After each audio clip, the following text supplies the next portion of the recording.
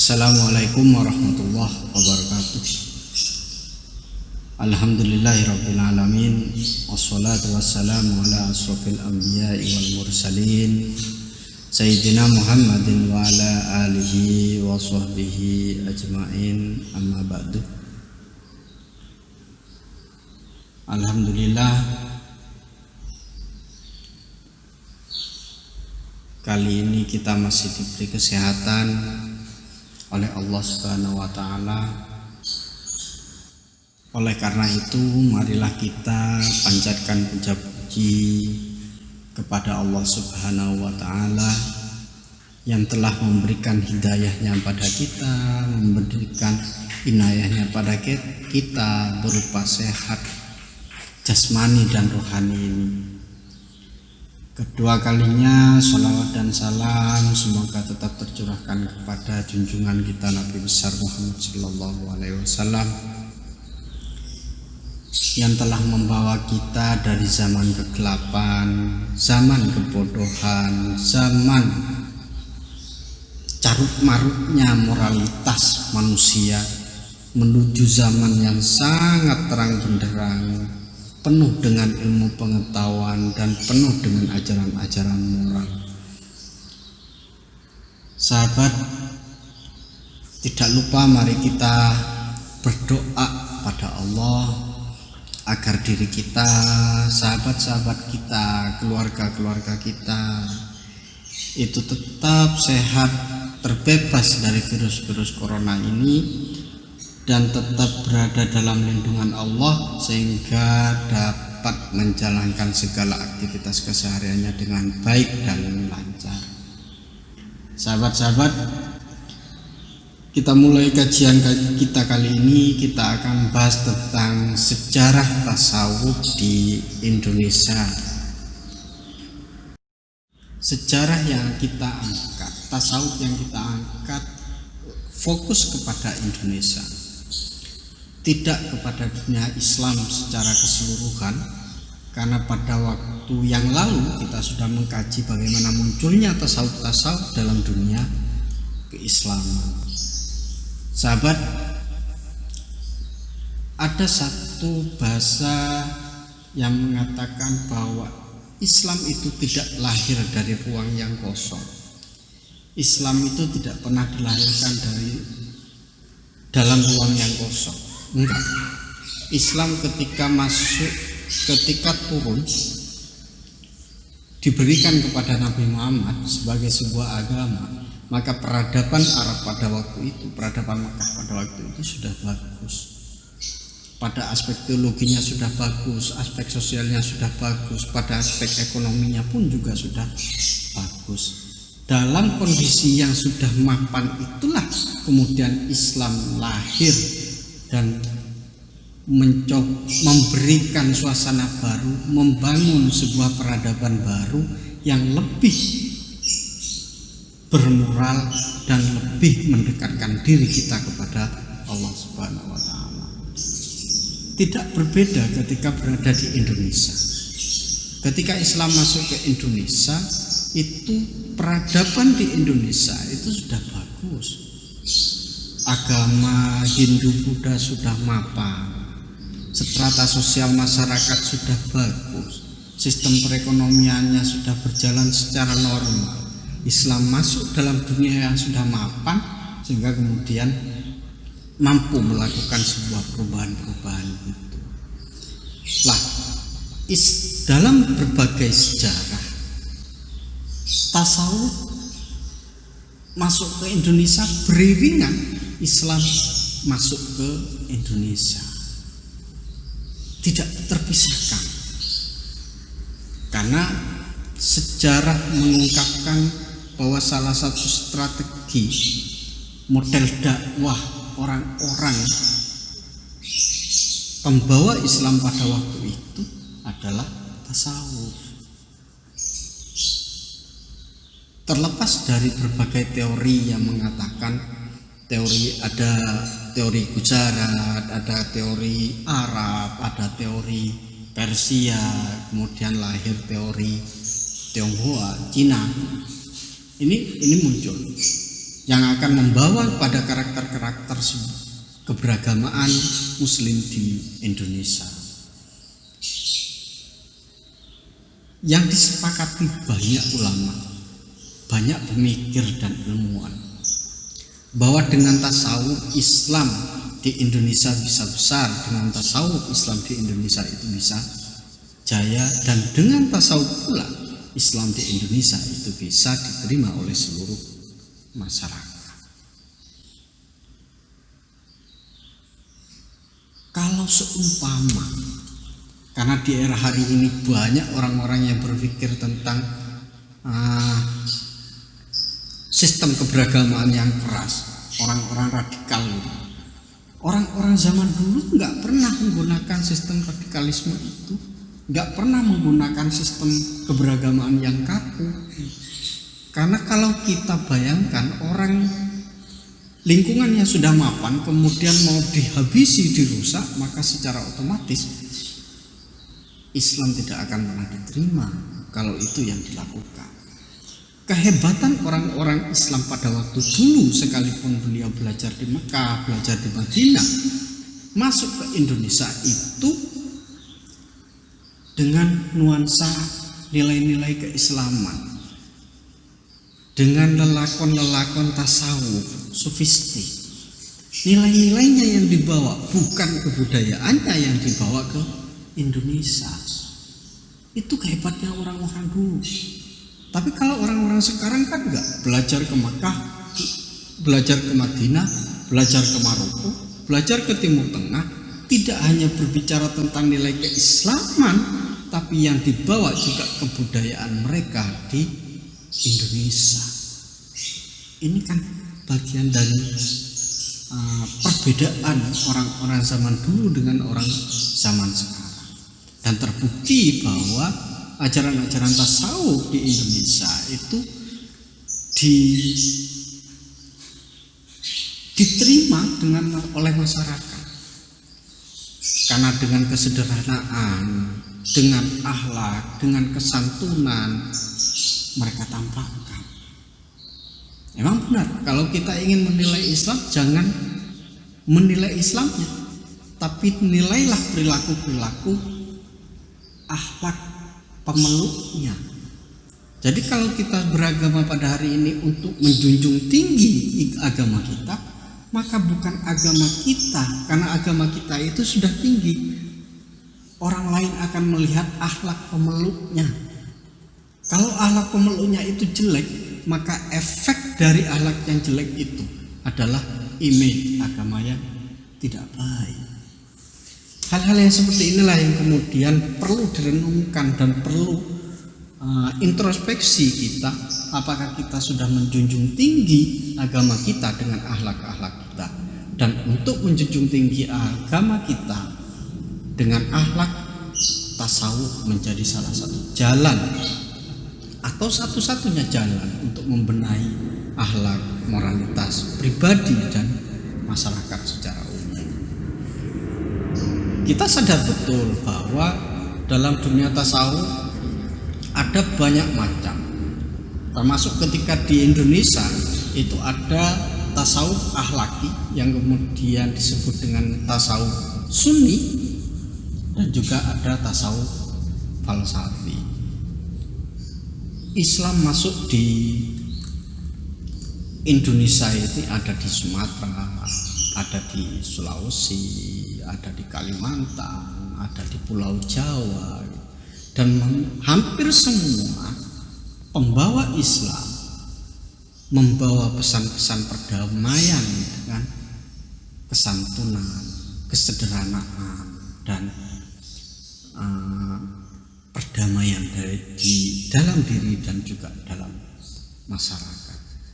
Kesederhanaan dan sisi-sisi moralitas yang baik itulah yang kemudian menjadi salah satu pemicu bagaimana kemudian Islam diterima di masyarakat Indonesia pada waktu itu, yang notabene adalah pemeluk agama Hindu dan Buddha. Sahabat, setidaknya terdapat 4 pondasi di 4 pulau. Ada Pulau Sumatera, ada Kalimantan, ada Sulawesi, ada Pulau Jawa. Di Pulau Sumatera, perkembangan tasawuf sangat diterima oleh masyarakat, dan upaya-upaya untuk meletakkan fondasi nilai-nilai tasawuf ini nggak bisa lepas dari orang-orang para ulama sufi yang berada di sana. Di sana kemudian mengajarkan nilai-nilai sufistik dengan berbagai ajaran. Ada yang bicara tentang ajaran-ajaran tasawuf falsafi maupun tasawuf sunni.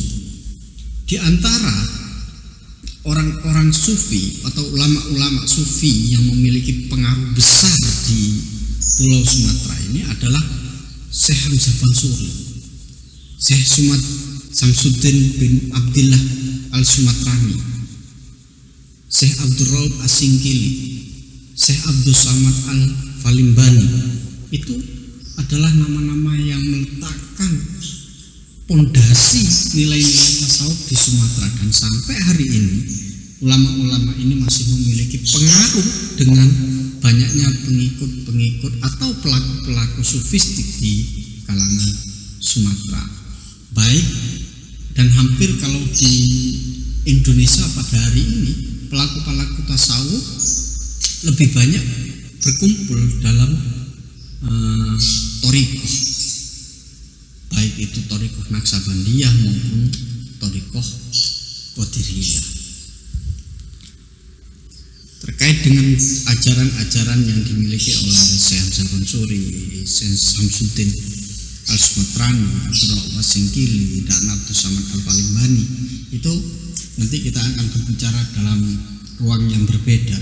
Tapi kita harus memahami bahwa tokoh-tokoh besar ini, tokoh-tokoh sufi ini memiliki pengaruh besar yang meletakkan fondasi nilai-nilai tasawuf di Pulau Sumatera. Begitu juga di Pulau Kalimantan.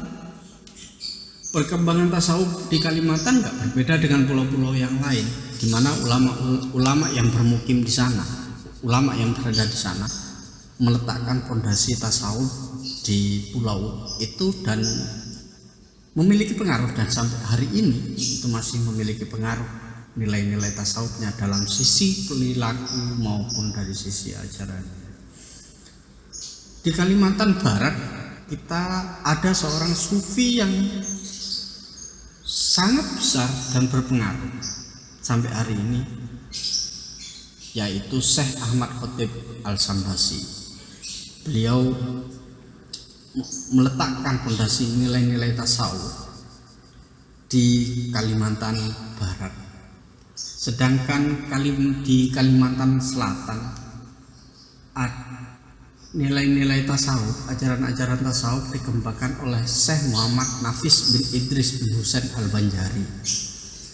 Ulama-ulama inilah yang membekali ilmu tasawuf yang sangat luas kepada Syekh Muhammad Nafis, sehingga ia mendapatkan pengakuan yang tinggi dari masyarakat luas di Kalimantan Selatan itu. Syekh Muhammad Nafis ini kemudian mendapatkan gelar Al-Alim, Al-Allamah, Wal-Fahham. Gelar inilah yang kemudian dinisbatkan, disandingkan diberikan kepada Syekh Muhammad Nafis di Kalimantan Selatan itu. Sedangkan peletak pondasi nilai-nilai tasawuf di Pulau Sulawesi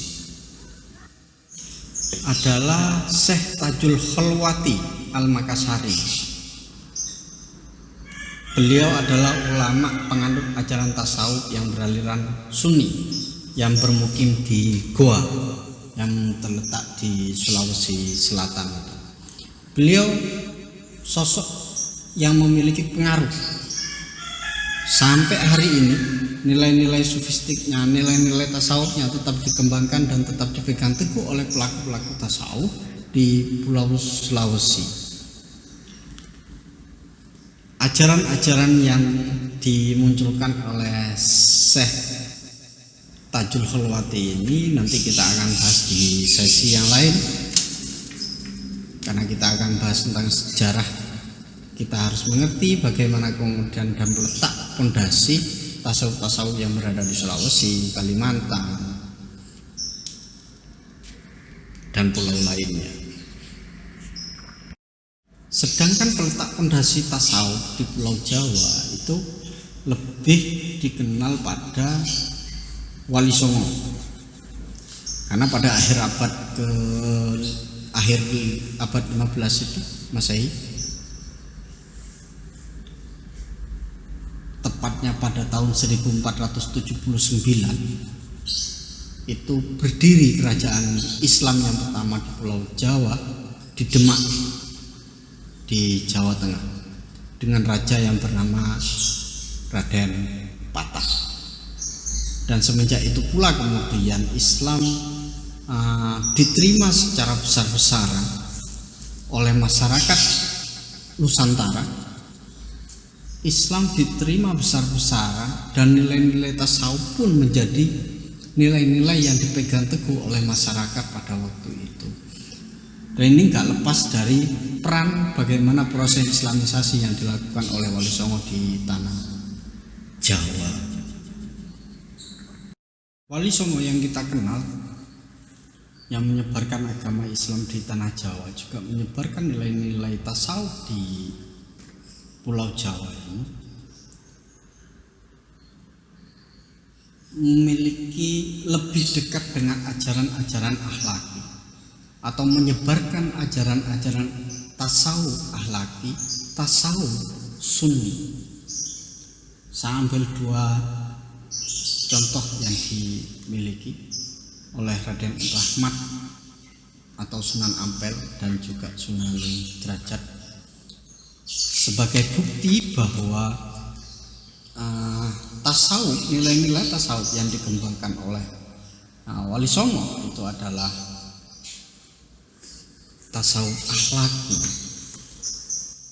Saya hadirkan dua tokoh, satu Raden Rahmat yang dikenal dengan Sunan Ampel, dan yang kedua adalah Sunan Derajat, dengan untayan bahasa yang menjadi ajaran-ajaran seperti yang dikisahkan dalam Babat Tanah Jawi. Raden Rahmat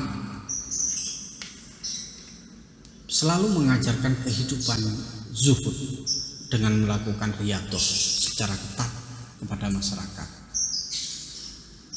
Gambaran kehidupan zuhud dan melakukan riyadhah ini tertuang di dalam satu ungkapan yang dimiliki oleh Sunan Ampel.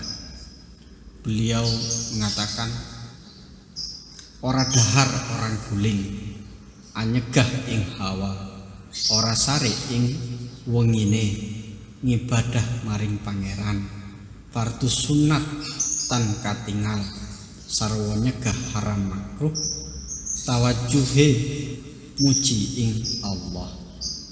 Artinya, tidak makan, tidak tidur, mencegah hawa nafsu, tidak tidur malam untuk beribadah kepada Tuhan, fardu dan sunnah tidak ketinggalan, serta mencegah yang haram maupun yang makruh, tawajuh memuji kepada Allah.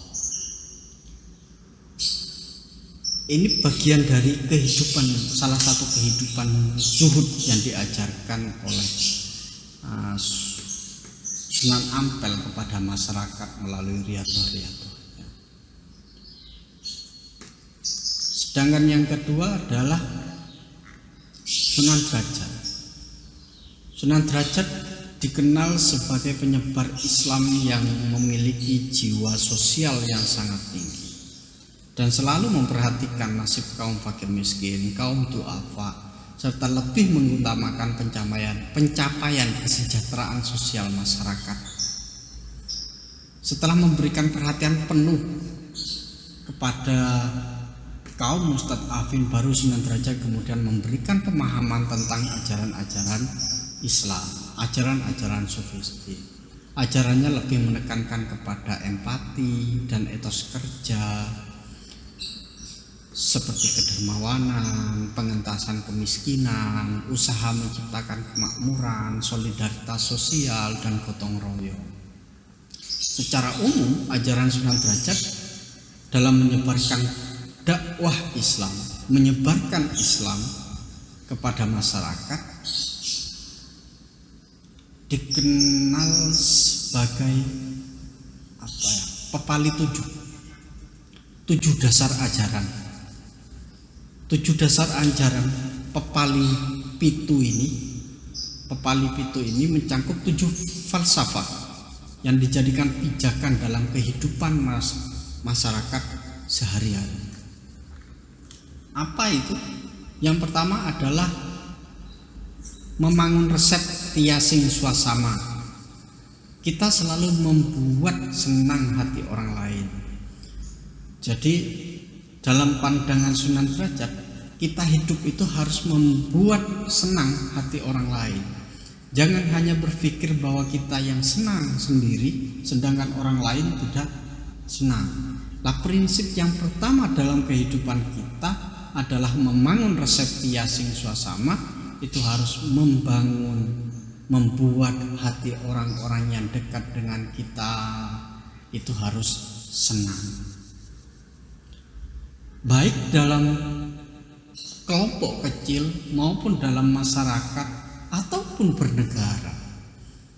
Prinsip ini, prinsip bermasyarakat, prinsip hidup yang dikatakan oleh Sunan Derajat ini semakin hari semakin hilang. Apalagi tambah dengan era-era globalisasi yang sangat individualis. Orang hari ini sudah tidak lagi berbicara bagaimana memberikan kesenangan pada orang lain, tapi mereka lebih berbicara tentang bagaimana dia senang dirinya sendiri. Pejabat tidak lagi berpikir bagaimana dia membuat senang masyarakat, hati masyarakatnya, tapi lebih berbicara pejabat hanya berpikir bagaimana kesenangan dirinya. Ini jauh dari petuah membangun resep tiasing swasama ini. Makanya kemudian sahabat, mulai hari ini mari kita membuat hati orang senang. Dimanapun kita berada, dengan siapapun, kita harus membuat orang senang. Baik dari ucapan-ucapan kita yang membuat orang-orang senang, dari tingkah laku kita sehingga kemudian membuat orang senang. Ini yang menjadi sesuatu yang sangat penting, karena hari ini membuat rasa empati kita kepada orang lain, membuat orang lain senang, itu seakan-akan memudah, dan kita harus mengembalikan dengan nilai yang diajarkan oleh Sunan Derajat itu. Kedua adalah jroning suka kudu eling lan waspada. Dalam suasana gembira hendaknya tetap ingat Tuhan dan selalu waspada. Ini juga di era hari ini banyak orang-orang itu ingat kepada Allah ketika sudah berada dalam kondisi terendah. Ketika perusahaannya bangkrut, kemudian dia ingat pada Allah. Nyalon wali kota, nyalon bupati, nyalon gubernur tidak jadi, baru kemudian ingat kepada Allah.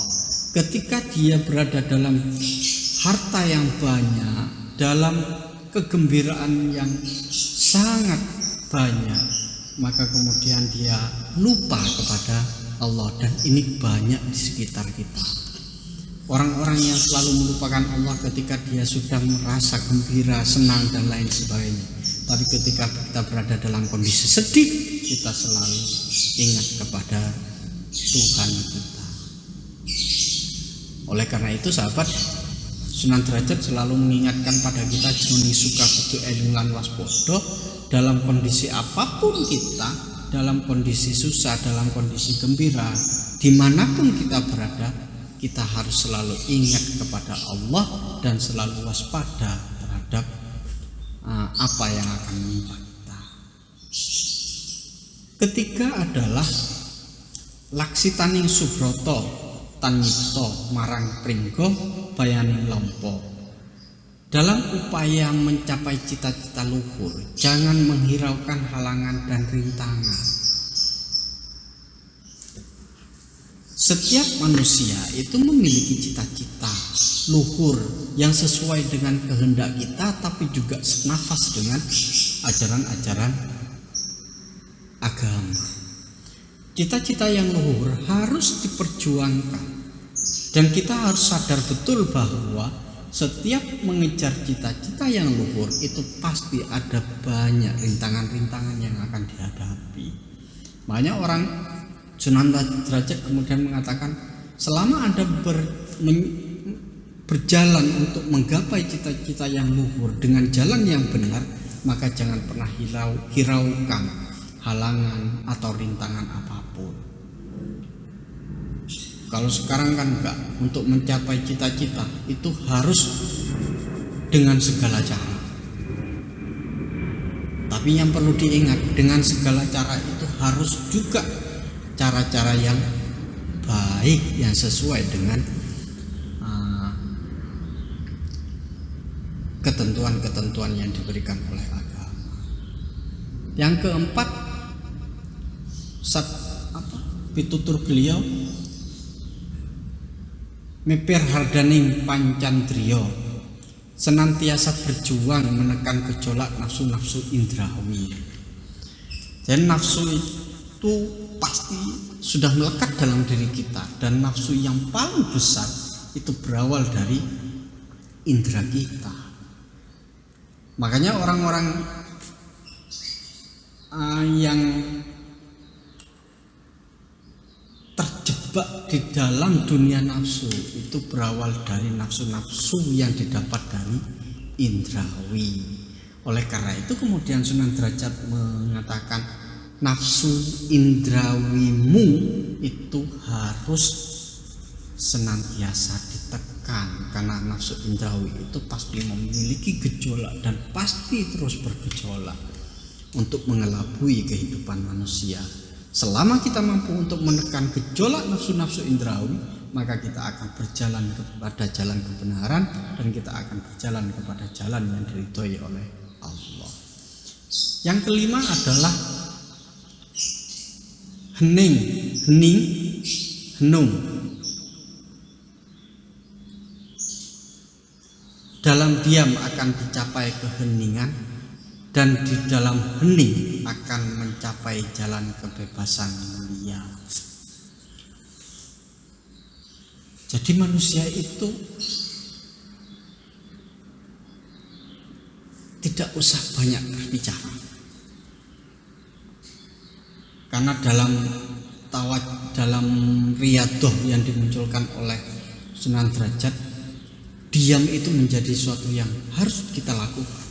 Karena diam itu, di dalam diam kita akan mencapai sebuah keheningan. Keheningan ini apa? Keheningan ini adalah satu kehidupan di mana manusia berada dalam suasana batin yang sangat damai, suasana yang sangat santai, karena sudah tidak terjebak oleh nafsu-nafsu ragawi. Sehingga kemudian ketika dia sudah mencapai sebuah keheningan itu, maka dia akan mencapai kepada jalan kebebasan mulia. Jalan kebebasan mulia yang dimaksud adalah jalan kebebasan sesuai dengan petunjuk yang diberikan oleh spiritualitas kita, agama kita, sesuai dengan petunjuk-petunjuk yang diberikan Allah kepada kita. Yang keenam adalah mulya guna pancawaktu. Pencapaian kemuliaan lahir batin dicapai dengan menjalankan sholat 5 waktu.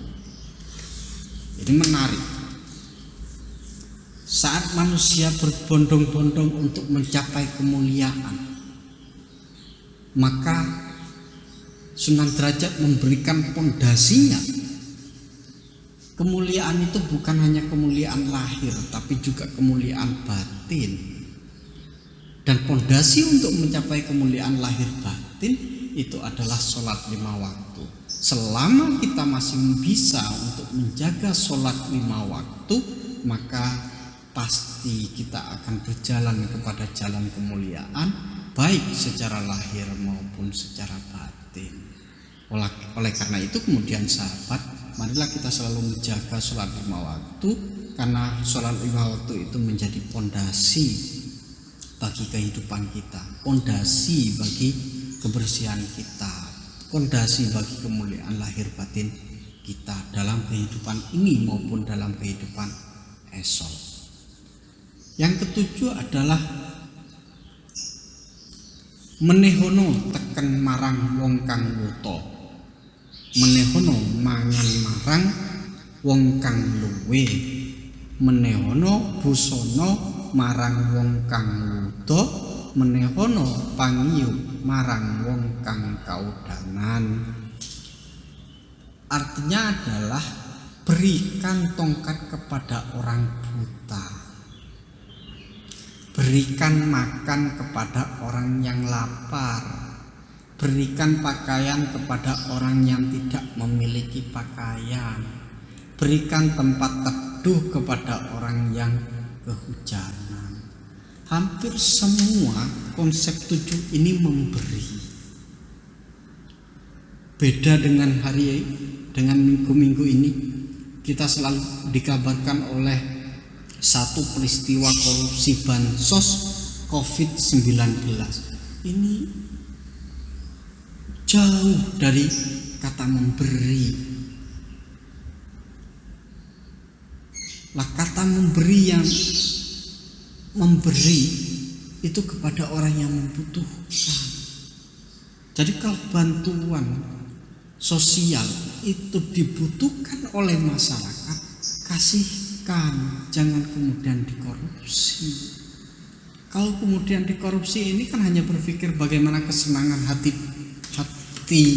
hatinya sendiri, tidak berpikir tentang kesenangan hati orang lain. Berbeda jauh dengan prinsip pertama dan juga berbeda jauh dengan prinsip yang ke-7 ini. Dua contoh dari Sunan Ampel dan Sunan Derajat ini memberikan penegasan pada kita bahwa nilai-nilai sufistik yang dikembangkan oleh Wali Songo itu adalah nilai-nilai tasawuf akhlaki yang senafas dengan Imam Al-Ghazali, selaras dengan Imam Al-Ghazali.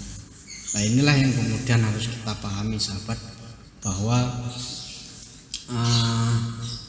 tasawuf akhlaki yang dikembangkan oleh Wali Songo di Jawa itu sangat populer di masyarakat dan sangat berpengaruh kepada kehidupan masyarakat, apalagi di kehidupan pesantren yang sangat banyak di tanah Jawa ini. Sekalipun tidak bisa dipungkiri bahwa ada sesiti jenar yang selalu dikisahkan berbarengan dengan Wali Songo, dan sesiti jenar penganut tasawuf falsafi yang berbeda dengan tasawuf yang dimiliki oleh Wali Songo. Oke sahabat, nanti bisa kita pelajari satu persatu, mulai dari Hamzah Fansuri, Samsuddin Al-Sumatrani dan lain sebagainya. Kita akan berbicara pada waktu yang berbeda. Terima kasih sahabat-sahabat. Mari kita akhiri kajian kita kali ini. Sebelum kita akhiri, seperti biasa, mari kita membaca sholawat hasbi bersama-sama. Hasbi Rabbi Jalallah ma fi kulli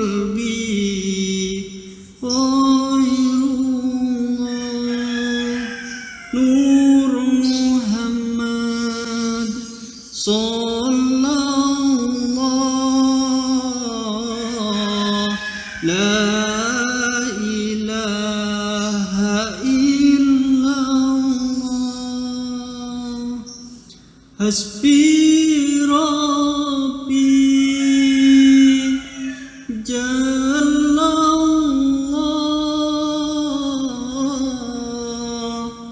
ma fi qalbi ghairullah nur Muhammad sallallahu la ilaha illallah. Akhirul kalam, wallahu muwaffiq ila aqwamit thoriq. Wassalamualaikum warahmatullahi wabarakatuh.